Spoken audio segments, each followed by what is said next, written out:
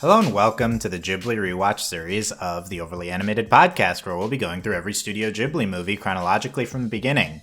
I'm Dylan Hysen, and today I'm joined by April Collins. Hi there! And Alex Bonilla. Hello. Join us in rewatching or watching for the first time all the Studio Ghibli movies. Now they're available for streaming for the first time on HBO Max, the United States, Netflix, most of the rest of the world.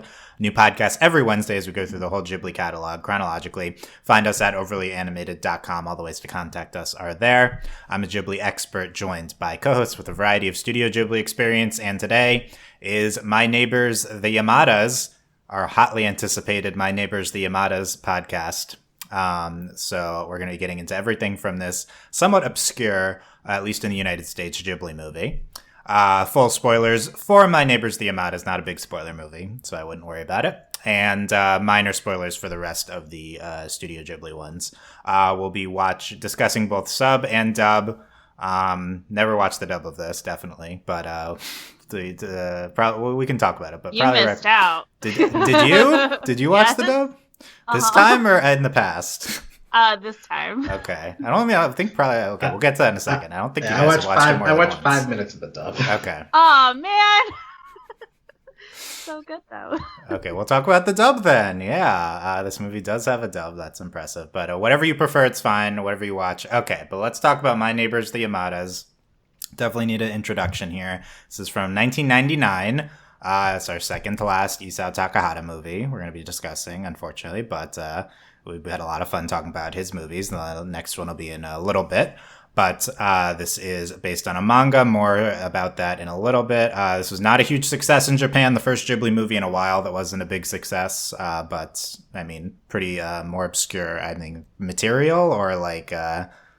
movie content, probably not obscure material, but maybe content. It's notably stylized in a comic strip aesthetic, featuring a series of vignettes about the Yamada family. I'm actually going to read a quote in the introduction here because I think we need more context for My Neighbors the Yamadas. Let's bring in our first quote from Studio Ghibli, the films of Hayao Miyazaki and Isao Takahata by Colin, Odell, and Michel Blanc.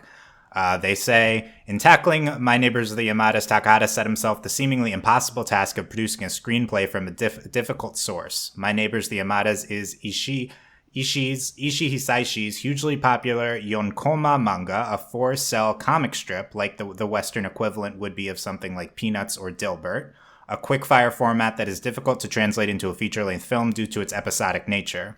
The series began in 1991 in the newspaper Asahi Shimbun, Japan's second-largest circulation daily, as My Neighbors the Yamadas. The strip eventually began to focus on the daughter Nonoko, and the title was changed to Nono-chan. The strip continues to be published to this day, I think even now, and even resulted in an anime TV series that ran for over 60 episodes on Asahi TV. Takahata's film wisely concentrates on the family, allowing the format to develop in scope. This was a huge undertaking in terms of the way the film was structured, keeping the audience interested in a series of what are basically vignettes with little overriding narrative, while maintaining the look and feel of the original comic strips. Aesthetically, Yamada's is quite unlike any other large studio animation. Takahata insisted the film be true to the manga visually as well as in tone, not an easy task given that the original strip is highly stylized and sketchy.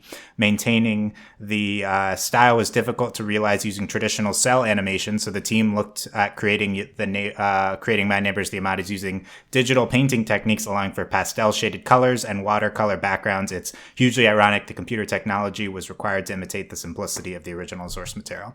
Okay, so some background on the animation, which we're in the digital Ghibli era now, as we discussed in Mononoke last week, and this is one of Ghibli's biggest digital undertakings, but just, the source material being a Peanuts-like comic that's pretty popular in Japan. So a bit of a different one here, continuing our obscure Takahata kind of series of films.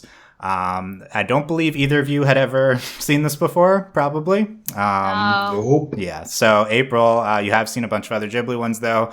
What did you think of Yamada's?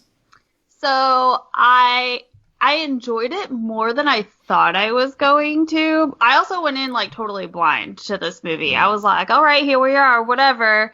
And it's so different from everything else and super like slice of life. And I thought I would be really annoyed with the fact that it was just kind of like a bunch of essentially like short stories, which makes sense now that I know that it came from like sort of like a comic strip thing. So that makes so much more sense in my mind. But I enjoyed it. I like that it kind of like mixed things up. Like it evoked some strange emotions in me because it was just following this like ordinary family for the most part.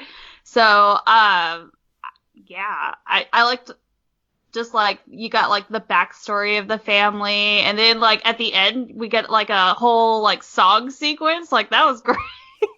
So it was good. You watched the dub and only the dub of this movie? Yes. Okay, that's a choice. Were all the songs still in Japanese? Okay. I hope so. Yes, they were. Because I was just like, oh, because I think that was something like I was glad about too. Because I was like, oh, okay, like this makes sense that they at least kept it. Because sometimes they'll like switch it out for other songs, like American songs, and I'm like, can you not? Yeah, we'll get. Well, what about Que Sera Sera? That has to be translated, right? It's a Japanese version of Que Sera Sera in the original. I think it was. I remember it being in English. I literally. Okay. I just watched this like a couple hours ago, and now I'm like, wait, was it in English? Okay. I don't remember. Well, yeah, it's not a Japanese song originally anyway, so that's fine. Yeah. Okay, April enjoyed it. Yeah, no, we'll talk about this too, but this is arguably the most inaccessible of the Ghibli movies to an American audience. So maybe making it a dub further distances it, but at the same time, the sub was also inaccessible. So maybe you didn't lose that much. I don't know. We can talk about that. Okay, Alex, what did you think of Yamadas? Well, Takahata continues to make interesting swings. I'll give him that. This is quite a choice, considering I feel like in the past Takahata movies, it's the complaint is like it feels a bit meandering. Can we like stick to the story? So what if your response to that was, how about we just forget about a story? Let's just go like every 10 minutes, switch to something else, you know? So like that's one way to respond to what you work best in. I think that this movie, because of the fact that it is basically a comic strip adaptation, and to the point where like it's not even really it's an adaptation, but it's not doing the thing where like, for example, like the Peanuts movie like actually tries to do like a full feature-length story out of the comic strip. Here they're literally sticking to the comic strip format of we'll just show them in a couple of short scenarios and keep moving, and there's not really that much connective tissue between the segments. So like because of that, it definitely feels like that kind of movie where you can just like tune in and out as you feel like it. And I'm not sure that that's the kind of movie that I'm really into, although I feel like that has an audience.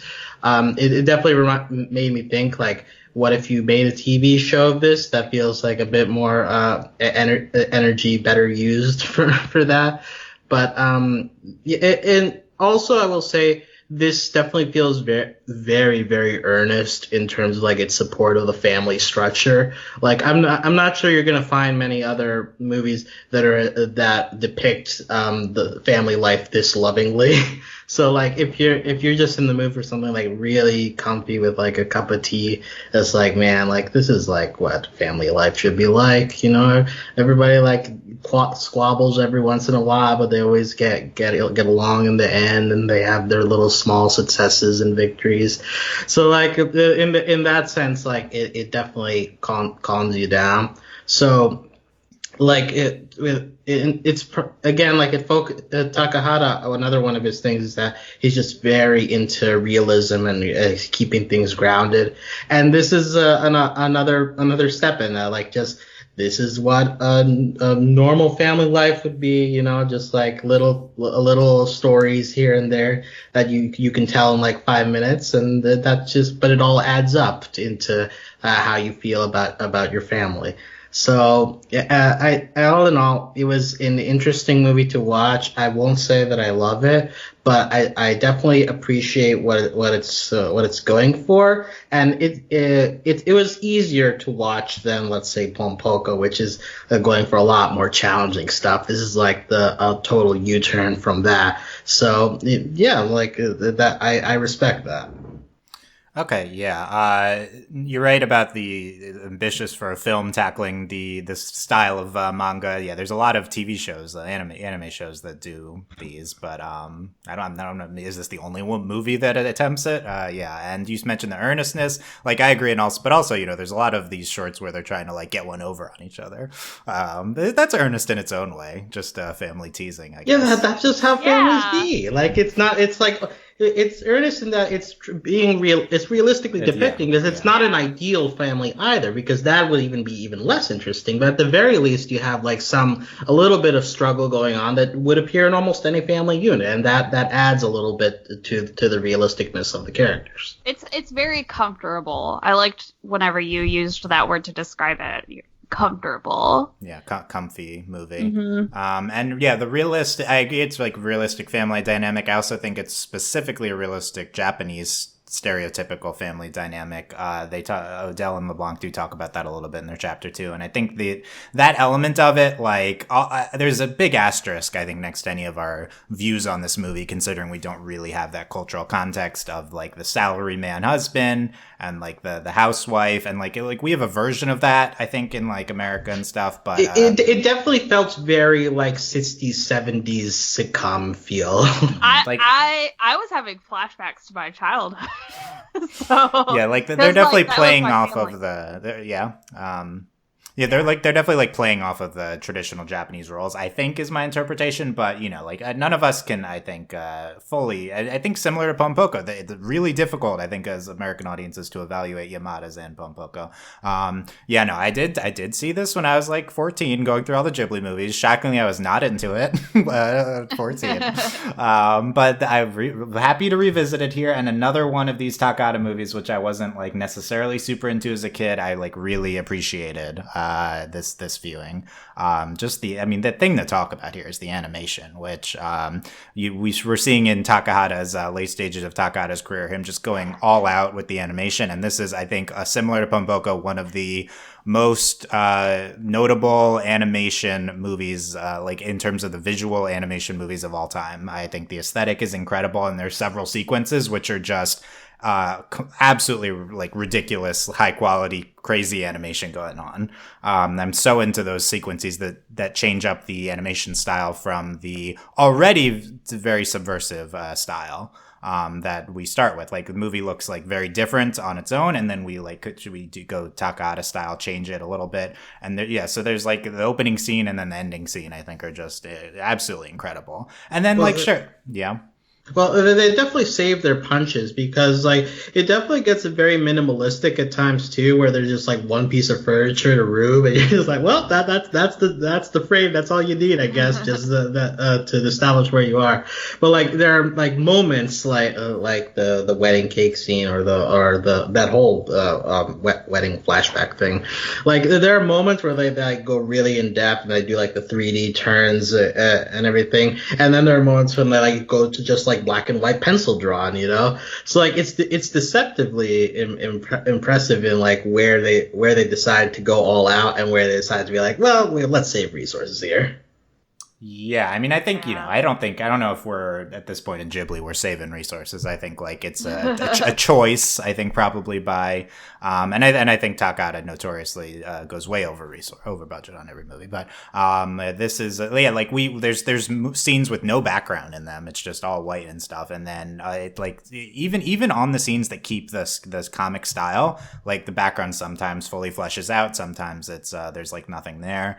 It is really interesting to go through. So like the animation's really what stands out to me. But no, I connected with a lot of the vignettes. I think a lot of them were heartwarming or interesting. I mean, sure, like I am bored for like half this movie, so there's that. Sure, but I will say, like, I was not like I thought I would like space out more during this movie, and I didn't. Like, for whatever reason, it like fully held my attention, like 100% from start to finish. Oh, that's excellent. Yeah. I can't say the same. Which I maybe speaks to my attention span. But I do think that they have these really notable animation or particularly heartwarming type sequences interspersed like pretty well through kind of the more low key ones to kind of keep your attention.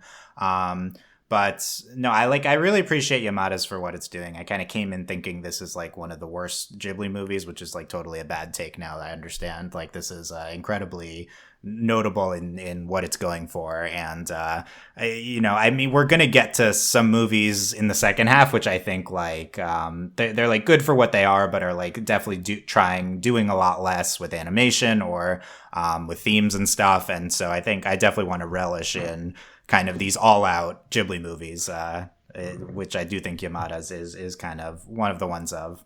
No, I think the music was really interesting choices and really good throughout too. We'll talk about that. But I know, and other thing I want to say, I thought this was really funny. Like even to like cultural disconnect audience, like I don't know, this is like one of the funniest Ghibli movies we've seen. I was laughing a lot through it. It's like definitely trying to be a comedy, which is different than normal. Well, it came from like a comic strip, so that kind of makes sense. And the grandmother was the best. So yeah, she's very funny. Well, and that's the thing, too, right? Like, it's going for very classic family dynamics. So you go on the classic family jokes. The dad is grumpy and the mom is aloof, and the son is always there. It's at the end of the scene for like a punchy, show off the line. So like it's using your classic comedy tropes, but it uses them successfully mostly. I want to kind of paint the fuller picture of Takahata's career in context of this movie as we've been talking. It's nothing new that we've been talking about, kind of bring it to a head here as Takahata kind of retires from filmmaking after this until he comes back for his masterpiece at the end. So this is the last one we'll talk about for a while, but just like Takahata's career, he directed quite a few films before Studio Ghibli and is just one of the earliest kind of anime pioneer directors. Kind of this legendary figure takes Miyazaki under his wing, a younger animator with a lot of talent. They kind of bounce around studios and then eventually form Studio Ghibli, which we haven't talked about this like enough. I think it should be noted, like this is an all movie anime studio. It's not something you see a lot. And it's like a boutique indie like movie types, like they're trying to create masterpieces here.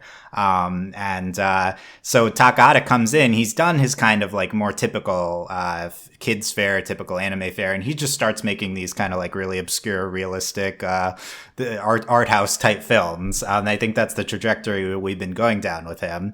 And you can see as he's making these movies, him starting to experiment more with animation styles, different types of styles, and starting to combine them within movies.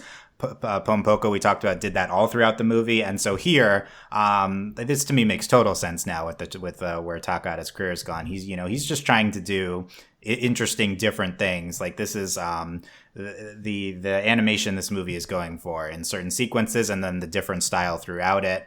I think really, I can totally see how that would appeal to him. We've also talked about how he definitely is focused on realistic movies.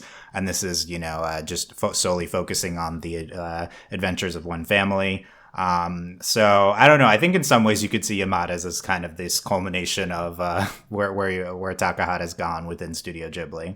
And also just this movie, like, where does this movie get made anywhere else? I mean, sure, it's like, okay, there's like a Peanuts movie or something, but this isn't just that. It's like with these crazy sequence in the beginning of the founding of the family, them getting married as like the narration to that, and then like this crazy Que Sera sequence at the end.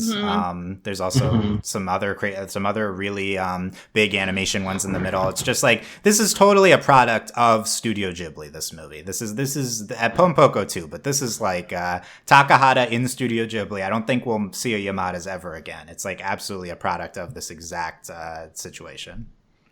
Well, the thing is, when you're trying to, if you're gonna adapt a comic strip, which by its nature is a very limited piece of art, it's 4 panels, right?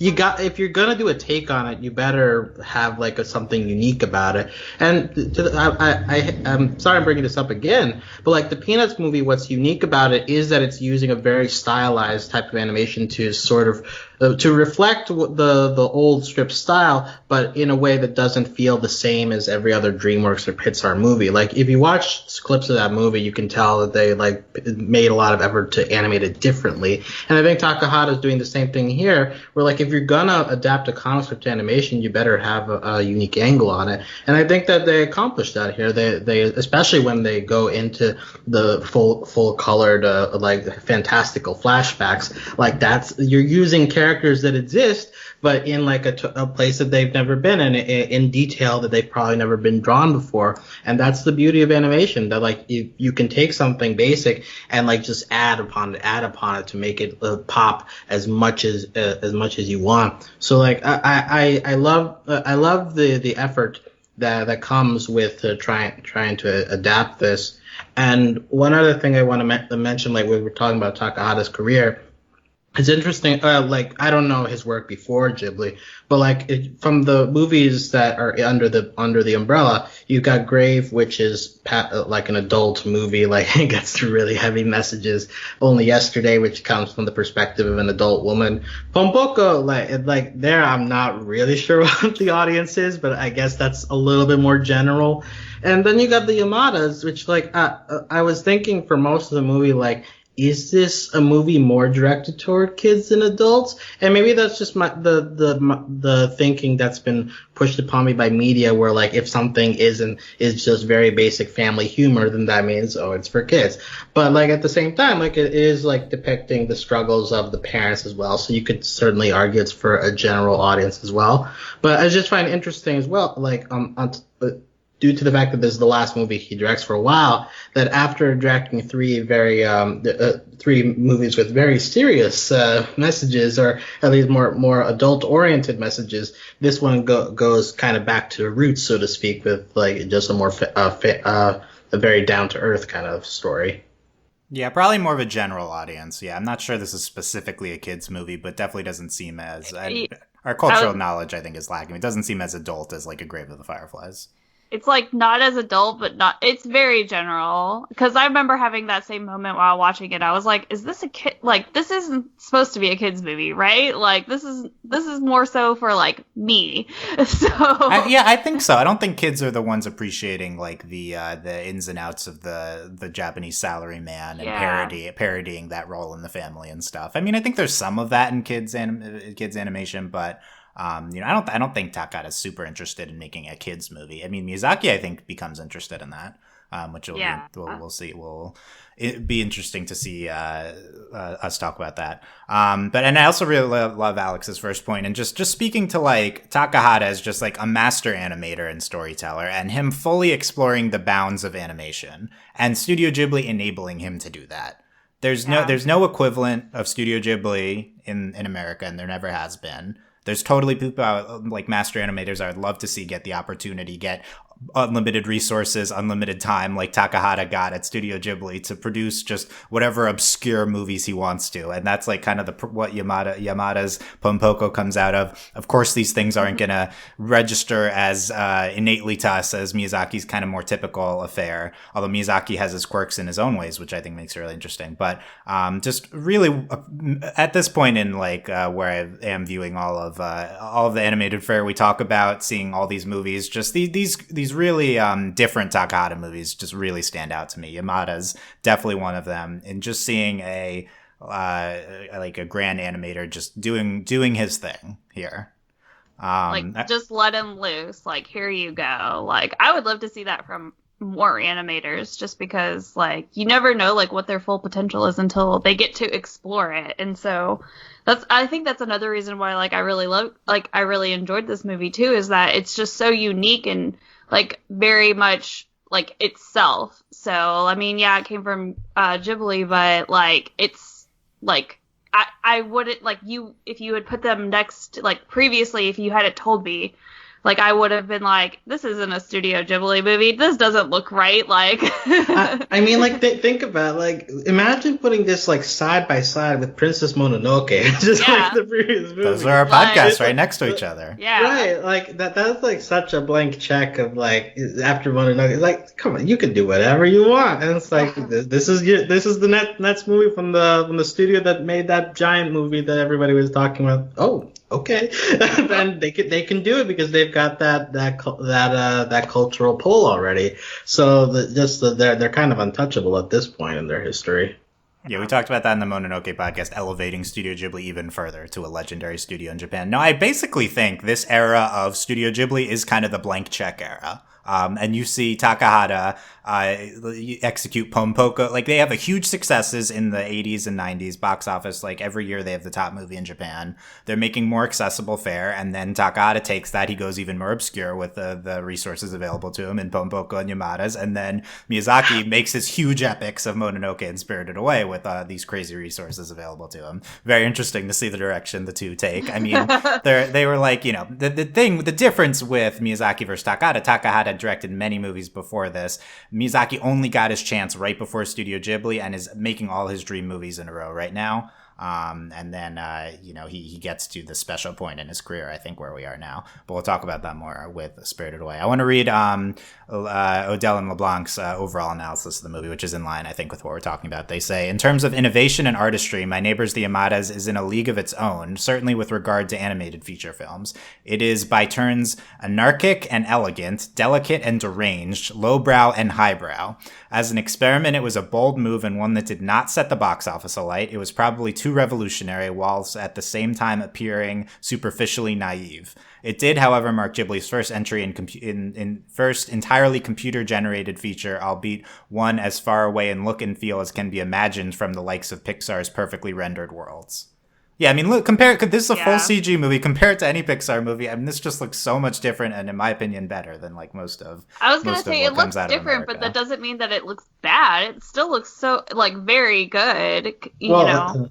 Yeah, I guess it's just, like, a matter of, like, what we know CGI to be, which is that Pixar DreamWorks, like, 3D rendering style. That, like, when you see this, it's like, this is what they did with their first digital movie, and like also that just makes way more impressive like what Mononoke is doing if that wasn't entirely computer generated like that. Yeah, partly generated for Mononoke, and no Ghibli movies had been before. No, seriously, look, what's the talking point about we have about American animated movies now? They all look the same with their 3D same style, very homogenized style. It's really tiring at this point. This is also a computer-generated movie. Yamadas, how different does this movie look? That's such a contrast. That's such and this is right at the beginning of this technology being available to them.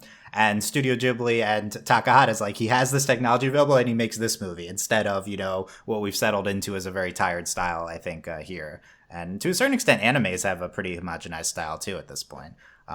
Certainly, I think a little more variation over there, but you definitely just appreciate like what Takahata is doing at this point in his career relative to what we're seeing now. Like compared to the rest of the world and what they're all deciding to do with the animation, I just love that. Like, I'm gonna make this movie. Oh, you're gonna make a CGI movie? Yeah, totally. Except not. Like, I mean, it still was, but and again, like it looks great, and I love the call of it being like an experiment and that it was too revolutionary. I think it was absolutely too revolutionary because like I can't imagine like me in 1999 being like, yeah, this is a great movie. I would have been like, what am I watching? Like, I don't understand. Yeah, I think to Japan it would be a little bit better, but like, you know, they're expecting the Miyazaki type movies, Kiki type movies, like, and this is, I think, definitely different from what they're expecting. But yeah, no, I think it's funny to think of this as too revolutionary of a movie, while at the same time appearing superficially naive, they say. Because I agree, like, it's like this is at some points like the most inoffensive type of movie, but just in terms of the execution of the animation and the style and not having an overarching plot, like definitely like a bold swing. And in terms of like the parts of the movie that stood out to me, they definitely were. Anytime we diverged in style, I was like pretty wowed. definitely especially the beginning of this movie, not the exact beginning, but this origins of the family sequence is just stunning. I was like floored watching that. I would say that's the best part of the movie, honestly. I think so. Yeah, I think so too. Which I think is important because like I'm sure that there are people who like are afraid of this movie because of like it like looking simple. If you just see a thumbnail of it, I'll say watch the first 10 minutes. If you don't like it, it's not for you. But watch at least those 10 minutes because that's kind of like the peak of the capability of Takahata in this movie. Yeah, getting 10, 12. I was trying to like find the exact sequence, and they intersperse a little bit of the traditional style within too, in pivoting the story a little bit. But no, yeah, like I think like if you watch the beginning, you're getting like the height of the animation that goes into it, and I think is representative. I mean, I think it settles in a lot after that, but we do, and at the end, we get another kind of crazy sequence with the Que Sera Sera. They're flying around with umbrellas. I loved that ending. I thought that was really remarkable animation and felt really like warm and like it's a good encapsulation, I think, of the whole movie too. It was like a good way to end it, like because otherwise it would have just gone on and on forever, especially since there was no like overarching like. There wasn't like a main plot or anything like that. We're just following the Yamadas, having a good time. It could have gone on forever, yeah. That's kind of a downside too. Like like okay, so are we close to the end of the movie? Are we gonna like keep going? Like there's not really a feel for like the ebbs and flows. But it's interesting though too because there was never a point for me where I was like searching for the end of the movie. Like, I wasn't like, how much time is left? Like, how much time has passed? Or anything along those lines. Like, so I guess, like, it probably could have gone on forever for me, and I probably would have just been enjoying it the entire time. Wow, bold take. You would have enjoyed it forever. That's great.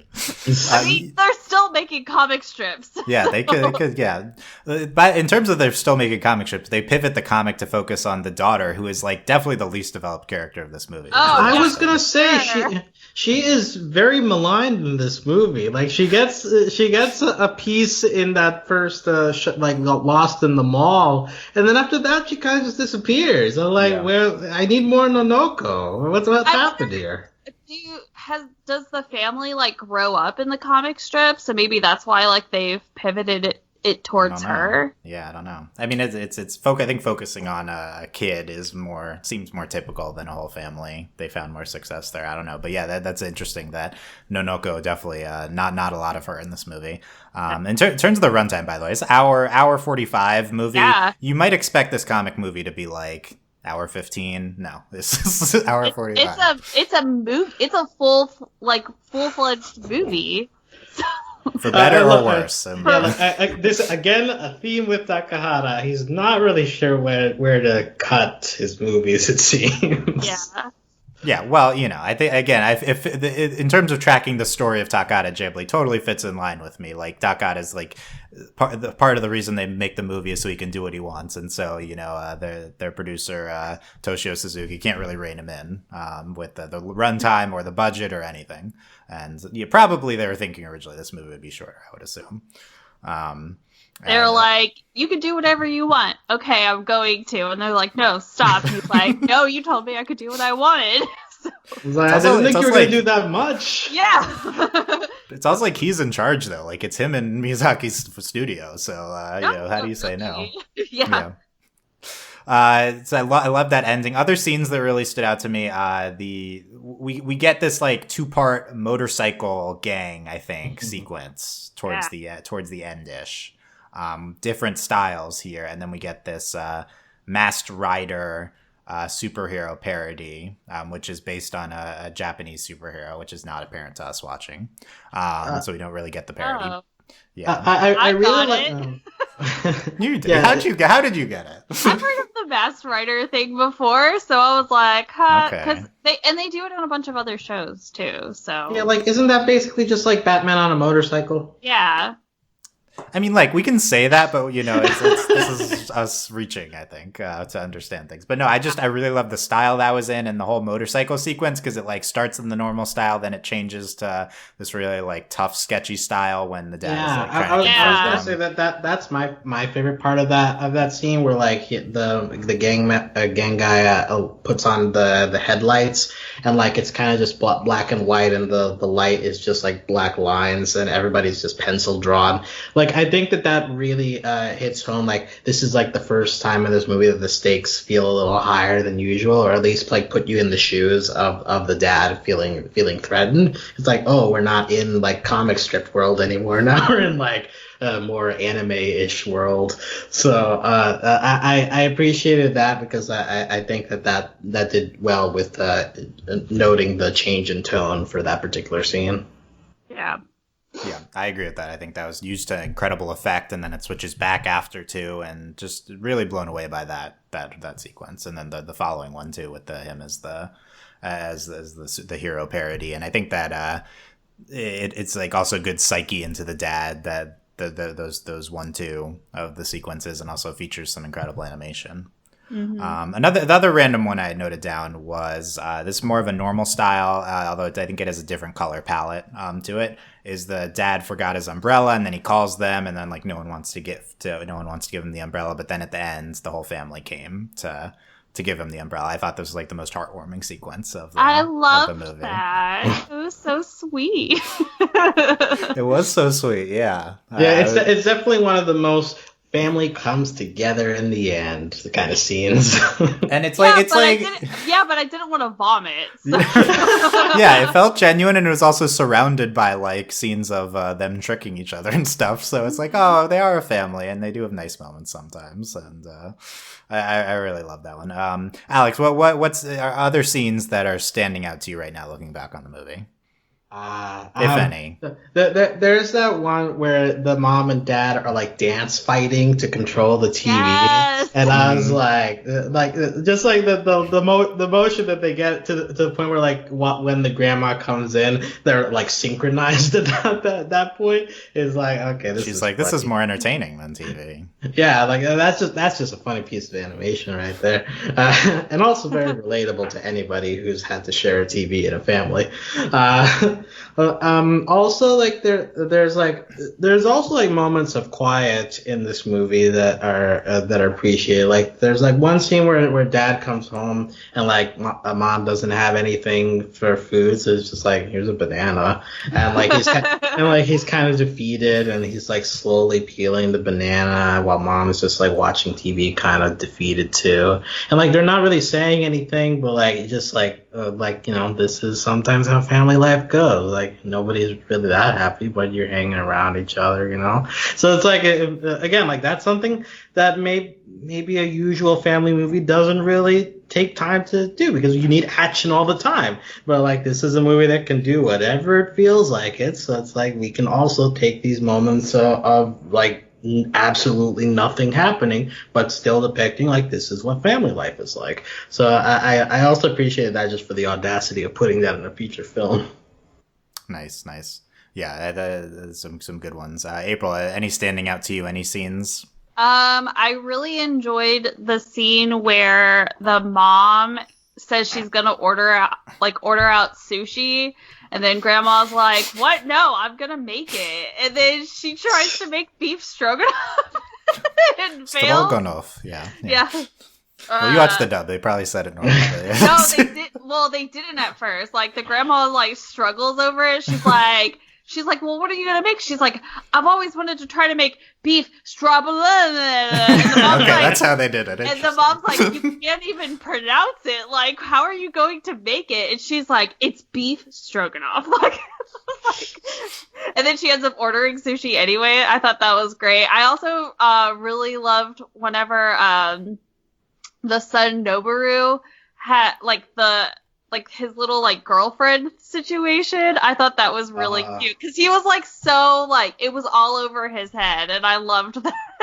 Them trying to listen in on when he's talking on the phone. Yeah, I thought that was great too. So yeah, we had a whole little subplot with the son somewhere in there.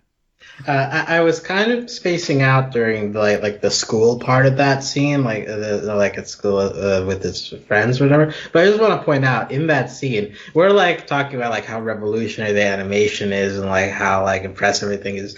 At the same time, this is a movie where they just draw a happy face on the sun. It's just like, okay. Yep. It's part of the style. You gotta buy into his style and what he's going for. It's like real fifth grade fifth grade kid energy. He's a representative. Something else that I really enjoyed is that, so for the dub, the grandma was the same voice actress who did Mom in Futurama. And I just, like, that's just kind of like how I kept picturing her in my head. Tress McNeil as the grandma. Okay. Yes. So James Belushi and Molly Shannon as the mom and dad.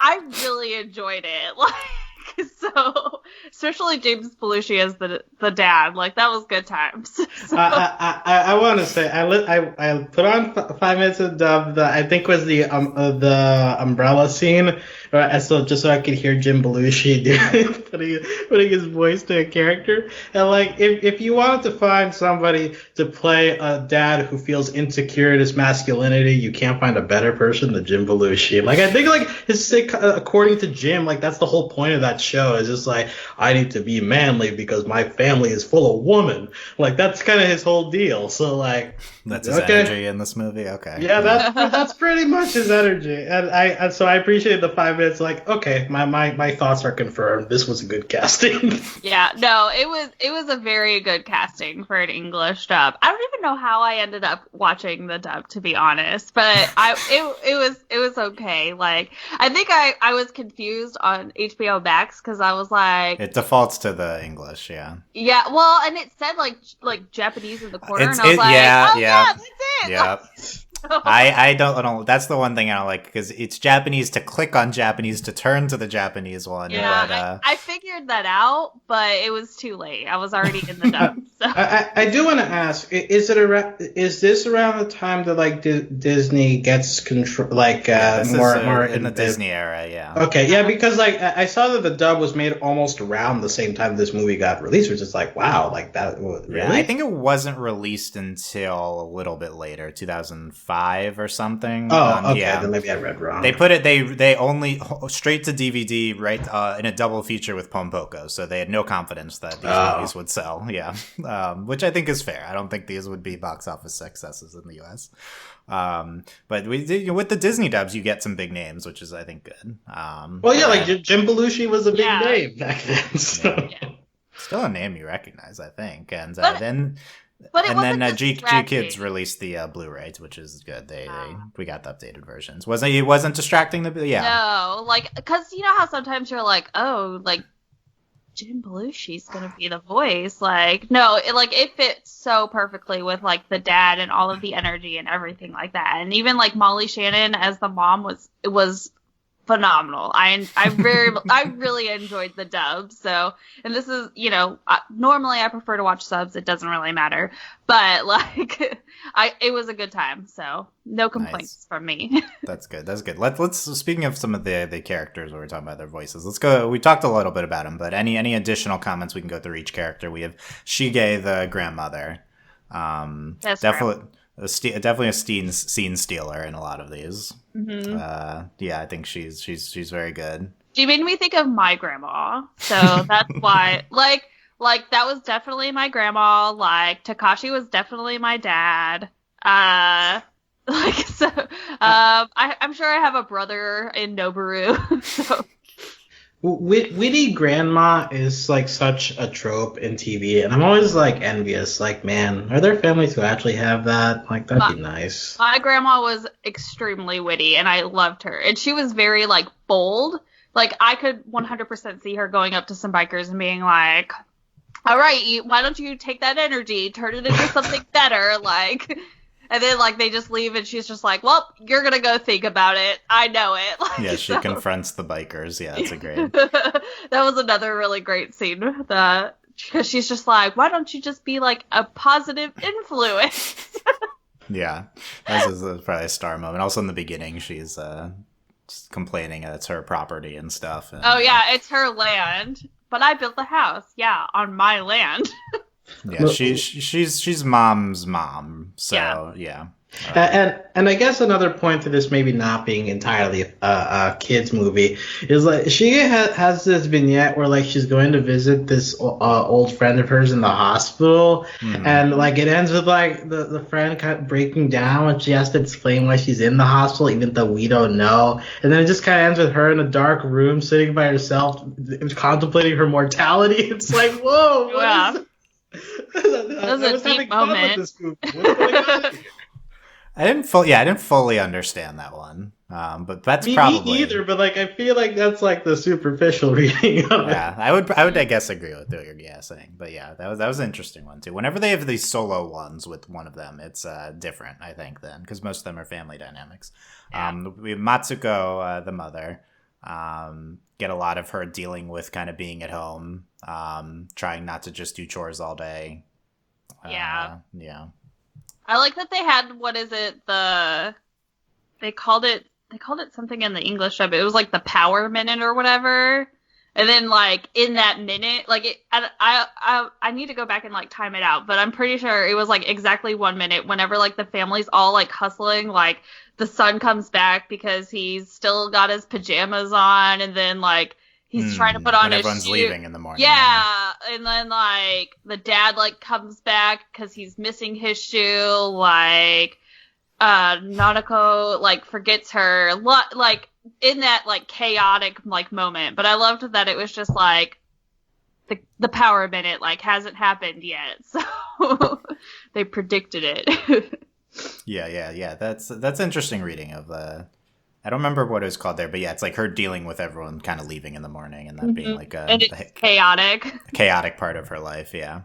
So we have Takashi the dad, who is I think not a great look in several of the vignettes, but also it's like the point, I think. Yeah, this is kind of just how dads are in Ghibli movies. I feel like it's a lot of mediocre dads in Ghibli movies. Yeah. From our perspective, I think they're like harsh. You have the Only Yesterday dad who hits her once, I think cultural context. I think it's a little more normalized, and dad's being not talking a lot and being pretty cold. They really want to capture that dynamic. No. It was very much like it was my father who was in there. They modeled him after my dad, because my dad would like come home and he'd be like, I'm tired, what's for food, like and then he'd like want to do something but everyone else had already agreed to do something else, and then he's like grumpy because no one wants to hang out with him, and it's like, we're all watching this movie, you could come watch it with us. Like Yeah. I think, and that comes off badly, but also you think we humanize him a lot of just him having to deal with like this monotonous job we get the sense of all the time too. Yeah, and I think that biker scene like is like kind of like bringing him down to the point like they use like a saying like a grasshopper with a warrior's helmet. It's like he feels kind of helpless. Like, man, I failed my family when they needed me most, and he's just like sitting there on the swing difference. So like they put him in classic grumpy dad, like trying to be like the like alpha male of the family, but like they show as well like that's kind of a flawed way of thinking, where like you're not always capable of doing that, so maybe you shouldn't be acting that way all the time. Yeah. I think the dad, and the mom, I think they're pretty deeply characterized in this movie. Definitely like pretty realistic. A lot of different aspects portrayed with them, and their dynamic too, I think, is a highlight in a lot of scenes. We have Noboru the son. Just one more thing with Takashi, like also that speech scene at the end where he's like all of a sudden just like freezing up and like can't think of what to say, and it comes out terribly. So like it's just like it's a thing where like I feel like dads in sitcoms to maybe focus on children, dads are often like the ones who always have to do the things that make them look bad. Whereas like with this movie, like he gets that in the second half, but the first half is like him in classic dad role, so that kind of helps you to make it feel like a more balanced character. Even though in perhaps a lesser movie you'd only get those second half scenes of like him looking pathetic, whereas this movie beforehand it does the work to show you like no, like he's also like just like a work a day kind of guy, and he's like around the house. He like sometimes like does stuff around. So like I think that this, although like the second half of the movie kind of pushes him into more terrible circumstances, but overall the movie does him right. Yeah, I think there's different facets I think portrayed really well by the movie. We Noboru, not as many facets, but I think he gets a few interesting scenes. With the girlfriend scene. There's like the scene with him and the dad too. It's like them playing cats. Yeah. I think it's literally titled Male Bonding. Yeah. Like, this is how dads and sons bond with baseball. I like that they're like, why are we doing? Why? Because parental bonding, and they're like, I guess we should try to do that. Like, but it doesn't have to be catch. Like, I thought that was funny. Yeah. That was a good. The random scene of his female classmate, like using him to try to get in with the guy she likes. And yeah, then she's like, "Okay, I want my umbrella back," and he's like, "No, it's mine." Yeah, I thought that was good. Noboru, I think he was good. As discussed, Nonoko, not a lot there. Yeah, I did like is your mom lost too? Like, I lost my whole family. Yeah. They all got lost, not her. That whole scene is so good. Like, it's like, man, like, why is Nonoko only in this? He's like so great, like being helpful to this kid while also like kind of being oblivious to her own situation. Yeah. And the whole like mix up of the like also like they do a good job like showing like the stress that your family goes through when you lose someone, you can't find them, especially in the age before cell phones, really. So like that was all very relatable. I got lost in a Macy's once, and that was stressful. So I was very impressed with Nonoko like channeling her energy into helping another lost kid instead. Yeah, that was good. That's like the first major vignette we get. And it paints the family in a horrible light, so it's interesting first one to go to here. Like, yeah, they just all forgot about her. Like, she literally was asleep on a bench next to them. They just got up and left. There's something, I guess, relatable about that experience. I think if, like, you've had that happen to you, because, I mean, that, like, vignette was very like cute and I really loved it, but I've never gotten lost in a store before or like left behind in a store. My brother has, but not me. So. Just like functioning as like a unit and all like forgetting something or doing something wrong. Like, and I guess it's important to capture them functioning together, as it's all about the family. Yeah, and like in the car, they're all like blaming each other. Like, well, you were focused on and you were like busy. You're just as responsible because you also lost her. Yeah. And then Pochi, the dog, who does not get a lot going on. Okay, so can I talk about what in the world? What takes do you have on Pochi?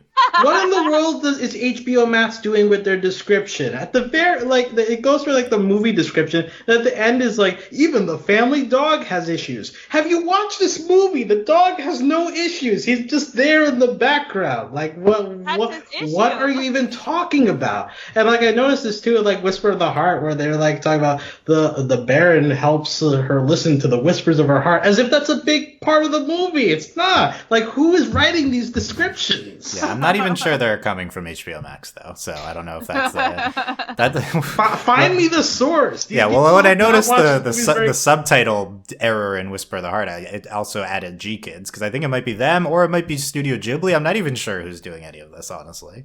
But yeah. It might be just some, look, Alex, Pochi had this one issue. It was cold out, and so he went into his doghouse to warm up. That was his issue. That was his issue. That? He was getting involved. Yeah. I don't, because we were talking about the dad, not the dog. You're just being too picky. I'm just mad because there were no cats. There was a dog. There you go. Once. I think Aww. we needed more Pochi. I mean, he was flying around with them in the Que Sera Sera. That was nice. Yes. Yeah. There you go. I want to read this long quote as the last one from LeBlanc and Odell on the cultural differences. We've mostly said this, but to clearly state some of the things we're talking about here. They say, rather like Pompoko, My Neighbors the Yamadas is a film that balances its comedic moments with ones of utmost seriousness. Like The Simpsons, it is essentially a comedy about an outwardly dysfunctional family, but ultimately... only dysfunctional family sitcom ever. The most iconic one in animation, but ultimately one that sticks together against the odds. Where it differs from its U.S. counterpart, however, is the way in which cultural aspects are foregrounded to a much greater degree. The Yamadas have centuries of Japanese tradition behind them, and this, whatever their individual foibles, affects every aspect of their lives. While The Simpsons makes passing references to pop culture and occasionally U.S. history, the Yamadas don't just comment on their past and surroundings, they embody them. Occasionally this can feel a little jarring in that Takahata will cut from a moment of comedy and segue into the next vignette by way of an illuminated haiku from poets such as Busan or Basho. But this is deliberate, linking the modern-day Yamadas with their video games and convenience food to a rich tradition in art and culture. Pausing in that quote, the quotes from the philosophers, poets, definitely not something I think resonates with us, at least for me watching it. But I like that interpretation, that it's like trying to link them to this Japanese past. Yeah. That grasshopper quote was the other one that stuck with me. But I feel like even in English movies, I don't really like that when like people use. Yeah, I'm not a big quote literature. Yeah. Like it's I agree like with that, let the but, movie speak for itself, you know? Yeah, but also we don't even know these like people who they're quoting and stuff, so it's like even further, I think. I feel like a lot of them were like quotes that maybe like everyone like in like Japanese culture. Yeah, I think they're just, like, supposed to be super general. familiar. Yeah. Like they're like general quotes that like almost everybody knows. So then like since we did not like grow up with them, we're like, okay, they got these random quotes. All right, like cool. Yeah, I think that's what's well. It also kind of calls back to like the early Warner Brothers cartoons where they do like cartoons based on Aesop's fables, like the turtle and the tortoise and the hare stuff. Where just like like that's enough to base a 10-minute segment on, and that this is kind of like putting a bunch of those together in a movie. Like I could totally see these as like short films from the 50s or whatever. Yeah, I mean, and this isn't, this is only the late 90s, so there's definitely history it's building on in general animation. I don't think these are necessarily based on the quotes. He's more tying the quotes to what was going on. Sure. Mm-hmm. Yeah, and I would say like probably I interpreted this as like having something akin to a Confucius quote at the end, maybe that they're familiar with, like an old philosopher in Japan. I don't know if that's true or not, but that's kind of where I was coming from watching it, but let's second part of this quote. So they say, nowhere is this link more apparent than in the roller coaster flashback as to how the family came to be a madcap wedding on a bobsleigh, which transforms into a ship that is dwarfed by a huge wave reminiscent of the Great Wave of Kanagawa, the most internationally famous of Hokusai's 36 Views of Mount Fuji series of prints. The couple conceived their children by finding Norobu inside a peach and Nonoko in a bamboo shoot, both variations of popular folk tales. Indeed, the film is sprinkled with allusions to Japanese paintings, folklore, and writing, as well as pop culture. When Takashi finally and reluctantly confronts the biker gang that have been dropping litter, he gains the strength from imagining himself as Gekko Kamen, Moonlight Mask, one of Japan's first TV superheroes. In many ways, this makes My Neighbors the Yamadas one of Ghibli's most difficult films to watch outside Japan, as every scene relies on cultural knowledge to fully engage with it. Yeah, so that's what I was trying to express before. And I think we took a lot away from it, despite this cultural barrier. Yeah, I would definitely say Pompoko is more culturally dependent than, because like this movie depends so much on like we can without knowing the full cultural basis. I don't think we can firmly say this. Maybe not, but I'll just say like this depends a lot on basic family values that exist, I think, around the world. So like that makes it a lot more. It does feel universal to us. Yeah, I would agree with that. I think Pompoko is like an animal movie, so I think that's accessible to a certain extent too. But no, I mean these two are definitely the big ones. Probably we'll see if there's any others in the rest of the Ghibli catalog. But I'm happy we've been able to discuss them with as much in-depth commentary as we are, considering the kind of cultural disconnect with these two movies. By the way, the bamboo shot, I've like seen only pictures, but that's pretty much what Kaguya is, right? Like, is this like a lot of bamboo stuff going on in that movie? I believe that might be the popular tale they're referring to is the Kaguya tale. The Princess Kaguya movie is based on a Japanese tale, so we'll talk about that when we get to that movie.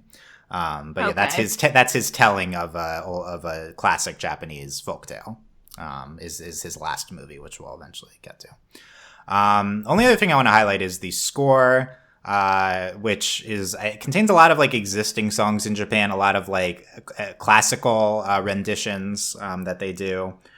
There's a lot of piano pieces composed by Akiko Yano, who's like a popular singer, I think, or like a notable singer in Japan. The one I really love is Quit Being Alone, which is kind of the theme song to the movie. It plays over the credits at the end. It's also like an instrumental version is in the beginning, interspersed. And then I think it's also playing over that scene in the beginning we talk about, like a sweeping orchestral version of that, of the founding of the family. Really love this one. Were there any music selections otherwise that stood out to you guys?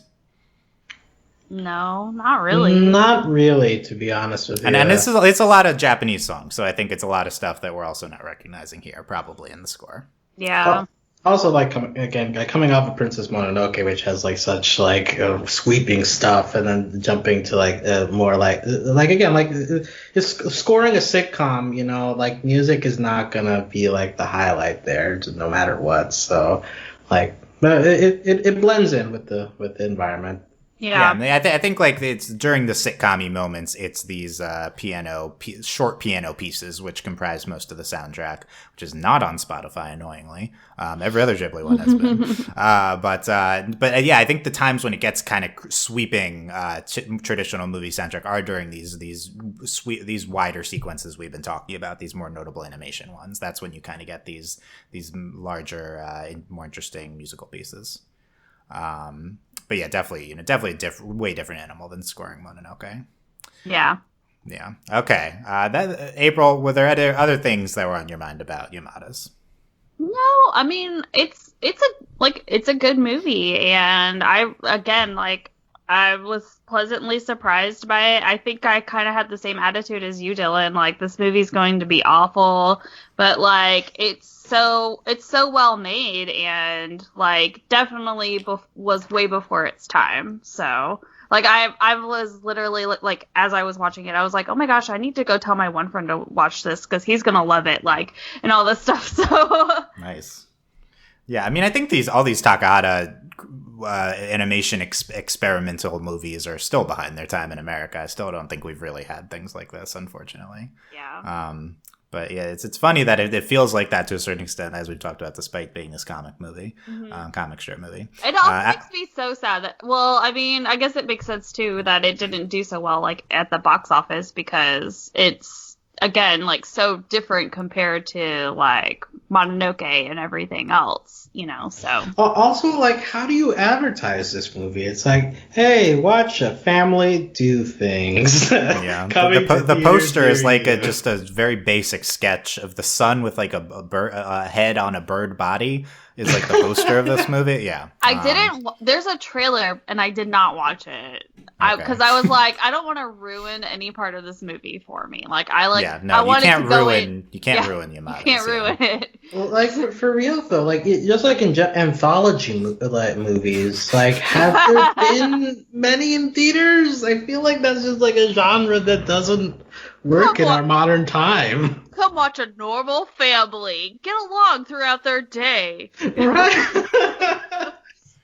Yeah, no, I've definitely seen anime shows a lot like this, what it's going for, but it's way different in a movie. And I think that produced kind of some of the more interesting aspects of the framing with these crazy scenes. I really liked that it was made into a movie versus like a TV show, just because like with a TV show, like, you would obviously, one episode per vignette, but they would have to stretch it out somehow. And I think that by doing that, they would have ruined a lot of, like, the story and, like, the themes and everything that, like, and the messages of each one. So it's very successful as itself.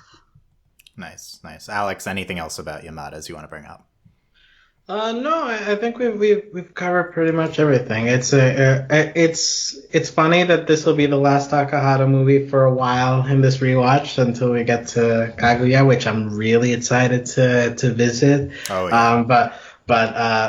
With this being the lasting effect, it's just like, man, like Takahata is just like one of the more interesting directors to talk about. Yeah. Like even if his movie is like when you're sitting down watching it for the first time, you're like, I don't know, but like just like the context of it and like why certain choices are made, like that part I love. Like trying to discuss and talk that out. So I think so.